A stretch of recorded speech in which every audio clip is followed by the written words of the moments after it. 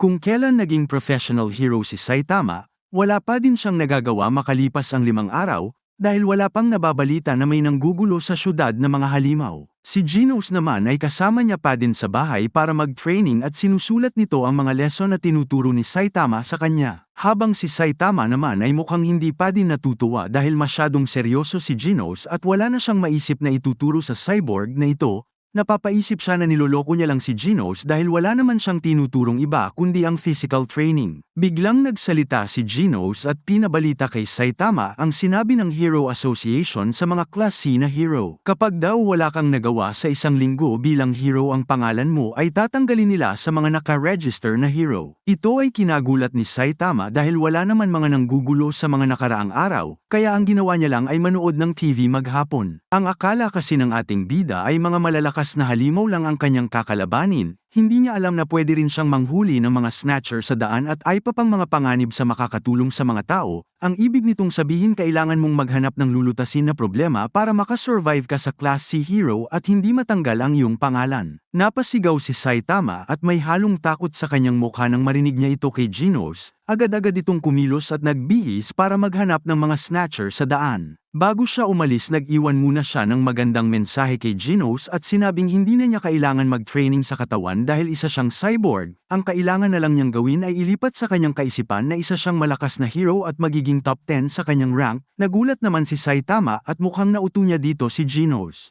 Pagdating sa labas agad-agad na tumakbo ang ating bida para maghanap ng mga kalaban o kung anuman na panganib na pwede siyang tumulong, ngunit sa kakatakbo niya ay wala siyang nakita na kahit isa. Kaya naman nagpasya na lang siya na umuwi muna. Kinabukasan sobrang kabado na si Saitama at hindi siya mapakali. Kailangan niyang makahanap ng magagawa ngayong araw kung hindi ay matatanggal na siya sa listahan ng mga hero. Siya ay kaliwat kanan sa pagtingin ngunit wala talagang nagpapakitang halimaw o kahit anong panganib sa mga tao. Sa kalagitnaan biglang lumitaw ang nakalaban niyang hero na si Speedo Sonic. Tinanong niya ito kung anong problema at nagsalita ito na sa wakas sila ay nagkita na. Dahil nangako ang hero na ito sa pagkikita nilang muli ay tatapusin niya si Saitama. Agad naman na umalis ang ating bida at hindi ito interesado kay Sonic dahil naghahanap siya ng magagawa at siya ay busy. Nainis ng sobra si Sonic sa ginawang yun ni Saitama kaya naman gumawa agad ito ng isang atake para pigilan ang ating bida. Ngunit paghiwa niya ng espada, kinagat lang ito ni Saitama at hindi nalaman ni Sonic ang ginawang atake ni Kalbo dahil sa bilis ng pangyayari. Laking gulat nito na dapat daw ay nahiwa ang mukha ni Saitama sa atake niyang iyon. Muling nagbabala ang ating bida na talagang busy siya at kung sino man ang hamarang sa kanyang daan ay talagang masusuntok. Medyo natakot si Sonic sa pinakitang aura ni Saitama at ito'y natigilan. Bigla naman natigil ang kanilang pag-uusap ng may sumulpot na babae sa likuran at nagsumbong sa hero na ito. Akala ng ating bida nung una ay si Sonic ang sinusumbong ng babae pero paglapit ng isang hero ay bigla siyang hinawakan sa ulo at sinabing siya ang itinuturo ng babae. Laking gulat ni Saitama nang marinig niya yon. Ayon sa babae, nakakatakot daw ang ginagawa ni Saitama na pagtakbo-takbo sa daan at parang may hinahanap na kung sino. Nakakatakot din daw ang mukha niya habang siya'y tumatakbo. Pinaliwanag naman ni Saitama na isa din siyang hero at naghahanap lang ng kalaban, ngunit sinabi ng hero na hindi daw siya kilala at kung hero man daw siya, dapat hindi siya gumagawa ng ikakatakot ng mga tao. Sa patuloy nilang pag-uusap, bigla na lang inatake ni Sonic ang hero dahil nakakaistorbo daw siya sa kanilang dalawa kaya pinatulog niya muna ito. Nagdulot ito ng pangamba at takot sa mga tao kaya naman agad silang nagtakbuhan. Sa pagkakataong ito, nakahanap si Sonic ng idea para tuluyan siyang labanan ni Saitama. Gagawa siya ng gulo para gampanan ni Saitama ang kanyang pagiging hero. Agad itong tumira at pinasabog ang mga gusali, ngunit si Saitama ay di pa rin lumalaban at pinapatigil niya lang si Sonic. Nang sunod-sunod na ang atake na ginawa ni Sonic dito na umaksyon si Saitama at pinuntahan niya ito sa taas. Isang hampas lang sa likod ng ulo at agad itong bumaon sa lupa. Maswerte siya at hindi pa din siya sinuntok ni Saitama. Agad itong nakarating sa Hero Association at tinignan na din nila dito ang pag-imbestiga nila sa City Z Ghost Town at pinadala ang 2 Class A hero para dun. Sa lugar ng City Z ay may nag-iikot na pala dun na halimaw at naghahanap ng mga tao. Kanila din napag-usapan na walang kahit anong nangyayari sa iba't ibang lugar sa patuloy nilang pag-iimbestiga tanging sa City Z lang may namataan na halimaw. Dumating na nga ang 2 hero sa City Z na sina Spring Mustacho, Class A na may rank 33 at si Golden Ball, Class A na may rank 29, agad silang naglakad patungo sa ghost town at pumasok sa abandoned area kung saan bawal nang pumasok ang mga tao. Sa oras na makapasok sila dito ay kailangan nilang ihanda ang kanilang sarili para sa matinding laban. Napag-usapan ng dalawa na tila isang misteryo ang pagdami ng halimaw sa lugar na ito. Kanilang naisip baka daw may queen na naninirahan sa lugar na ito at patuloy na nanganganak para dumami ang halimaw. Silang dalawa ay napatigil nang makita ang malaking butas at nagpatuloy sa kanilang pag-uusap, hindi nila alam may naglalakad na pala sa likod nila na halimaw. Agad nilang naramdaman ang aura nito at sila ay nagulat, siguro silang halimaw ang naramdaman nilang yon dahil wala naman tao na kayang mabuhay sa ganun klase ng lugar na puno ng mga halimaw. Nagpakita na nga ito at naghahanap pala ng mga tao na kanyang bibiktimahin. Agad itong pinuntahan ng dalawang hero at agad na hinanda ang kanilang sarili. Gumawa agad ng isang atake si Golden Ball patungo sa halimaw, ngunit wala itong silbi at sinalaglang, laking gulat niya nang masaksihan niya ito. Hindi niya alam gumagapang na pala ang mga galami nito patungo sa kanya at agad siyang pinalibutan sa paa. Nang makuha na siya ng halimaw agad siyang hinampes sa kalsada at binalibag sa isang gusali. Sunod naman inatake ng halimaw si Spring Mustacho. Agad nitong pinakita ang kanyang bilis sa paggamit ng espada.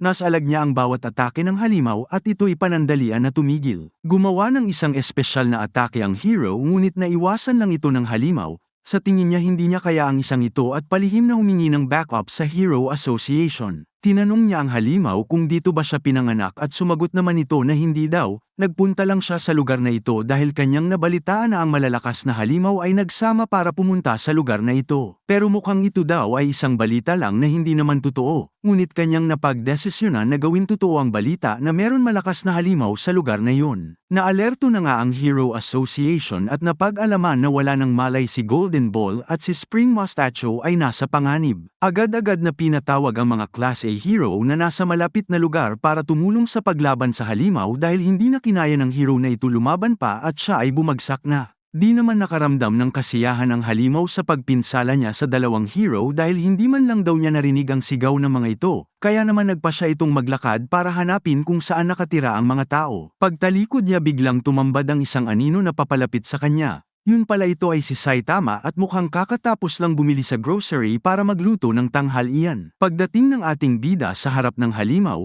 bigla itong gumawa ng atake at pinalibot ang mga galami patungo kay Saitama. Nang makita niya ang mga galami ng halimaw ay kanyang naalala na nakalimutan niya palang bumili ng parang seaweed na ihahalo sa sabaw. Kaya naman tinapos niya ang halimaw at ang mga galami nito ay ginawa niyang sahog para sa sabaw. Ikinwento ng dalawang hero ang nangyari sa kanila sa City Z. Sila ay swerteng nakaligtas sa atake at hinala nila na nandun pa din ang halimaw na nakalaban nila at nag-iikot sa syudad, ngunit hindi nila alam na pinaslang na pala ito ni Saitama at ginawang sabaw. Isang malaking butas sa gusali ang kanilang nakita at ang hinala nila ay nanggaling ito sa halimaw, pero ang totoo ay galing ito sa suntok ni Saitama na siyang tumapos sa halimaw at nag-iwan ng marka sa gusali. Talaga namang gulat na gulat sila sa kanilang mga nakita. Nakita din sa sahig ang parte ng galami ng halimaw. Agad na kumalat sa syudad ang pinsalang nagawa ni Saitama sa isang gusali at kanilang pinaniniwalaan ay nagmula ito sa halimaw. Kinabukasan nabasa nila ang ulat sa dyaryo kung saan tinalo ng halimaw ang dalawang Class A na hero, at si Saitama naman ay tumaas ang rank mula 388 papuntang 342 ito ay dahil sa ginawa niyang pagpigil kay Sonic. Kung alam lang din sana ng Hero Association na si Saitama ang tumapos sa halimaw, malamang ay napunta agad ito sa Class S rank 1.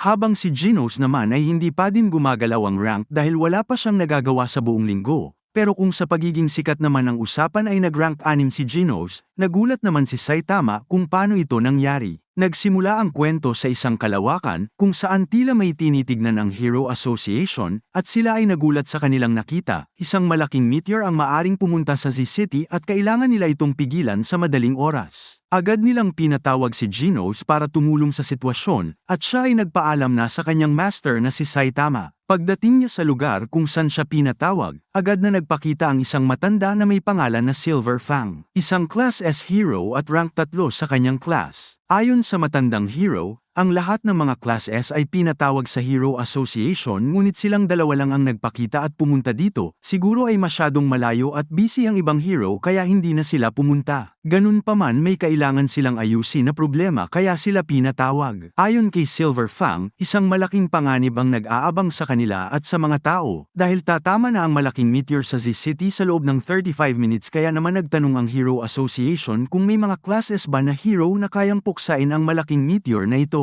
Kung hindi nila ito mapigilan ay mabubura sa mapa ang City Z at madaming buhay ang mawawala. Ayon pa sa matanda, mukhang wala na daw silang magagawa at ang kailangan na lang nila isipin ay mag-evacuate at iligtas ang mga mahal nila sa buhay. Tinanong ni Gino si Silver Fang kung siya ba ay lilikas din. Sumagot naman itong hindi dahil hindi niya pwedeng iwan ang dojo na henerasyon ng tumatakbo sa kanilang pamilya. Sa patuloy niyang pagsasalita ay nawala na pala si Gino sa kanyang likuran. Nagbigay na rin ng babala ang Hero Association sa mga tao at sinabing kailangan nilang lumikas sa loob ng 21 minutes bago tumama ang malaking meteor sa kanilang lugar. Makikita sa mukha ng mga tao ang takot dahil mukhang wala na silang magagawa dito. Habang si Genos naman ay agad na pumunta sa lokasyon ng meteor at susubukan niya itong pigilan, ang karamihan sa mga tao ay nawalan na ng pag-asa na makakaligtas sila sa pagtama ng meteor na ito. Agad binuksan ni Genos ang dalang niyang malita. Ito pala ay bago niyang armas sa katawan at mukhang masusubok ang lakas nito sa paparating na meteor. Bigla naman may nagpakita na isang robot at mukhang tutulong sa pagpuksa sa meteor. Agad tinanong ni Genos kung tutulong ba ito at handang itaya ang kanyang buhay para iligtas ang mga tao, pero sumagot ito na ayaw niya daw tulungan si Genos, nagpunta lang siya para i-testing ang bago niyang weapon at ang meteorite ay isang perfect target. Ayon kay Genos, pag tumama ang meteor ay mamatay siya, ngunit sinagot siya ng robot at sinabing walang mangyayari sa kanya dahil ang kausap niya ay isa lang palang remote control na machine at ang tao ay malayo sa lugar kung saan tatama ang meteor. Agad na gumawa ng atake ang nagpakilalang robot na si Metal Knight at tinarget na nga ang malaking meteor. Ito'y lumikha ng malakas na pagsabog na kitang-kita mula sa ibaba. Lubos na humanga si Genos sa lakas ng hero na si Metal Knight dahil akala niya ay napuksa nito ang meteor. Pero tila walang nangyari at patuloy pa rin itong papunta sa ibaba. 33 seconds na lang ang natitira bago tumama ang meteor sa syudad at kailangan ng gumawa ng aksyon ni Genos dito. Kailangan niya ng 5 seconds para mag-charge sa kanyang atake at siya'y nangangamba na sisabog din ng meteor sa lugar dahil ito'y malapit na. Napatanong din siya sa kanyang sarili kung kaya ba ng bago niyang weapon na pigilan ang isang malaking meteor na ito. Bigla naman nagpakita sa likod si Silver Fang at sinabing masyado pa siyang bata para mag-alala ng sobra, gawin niya lang daw ang lahat kung ano man ang maging resulta. Naisip niya ang kanyang master ni Saitama dito at gumawa agad ng atake para pigilan ang meteor, binuhos na niya lahat ang kanyang lakas at umasang mapupulbos ang meteor. Pero tila walang nangyari at naubos lang ang kanyang lakas. Nawalan na ng pag-asa si Genos at tinanggap na dito na ang kanyang katapusan, ngunit biglang nagsalita sa likod si Saitama at sinabi sa matanda na siya na ang bahala kay Genos. Nagulat naman si Silver Fang kay Saitama at tinanong kung sino siya. Sumagot ito na isa siyang hero. Agad na tumalon si Saitama papunta sa meteor. Nagawa niyang pasabugin ang meteor pero dahil malapit na ito sa kanilang lugar ay kumalat pa din ito. Ang tanging nagawa niya lang ay pigilan na hindi mabura sa mapa ang Z-City. Pagkalipas ng 3 araw, makikita ang total destruction na nangyari sa kanilang lugar. Ayon kay Genos, kung si Saitama daw sana ang agad na tinawag ay napigilan sana ng mas maaga ang pagbagsak ng meteor. Sumagot naman si Saitama na ayos na daw yun dahil napigilan niya ang mas malalang damage ng meteor at maswerte pa din sila na walang tao ang nasawi sa pangyayaring yun. Napaisip si Genos na tama nga ang kanyang master, kung hindi niya yun ginawa ay talagang mapupulbos ang City Z at lahat sila ay masasawi. Pero ayon kay Genos, wala daw idea si Saitama na ang ilan sa mga tao ay sinisi siya sa pagkasira ng iba't ibang bahagi ng lugar at pinagmukha pa siyang masama ng mga ito.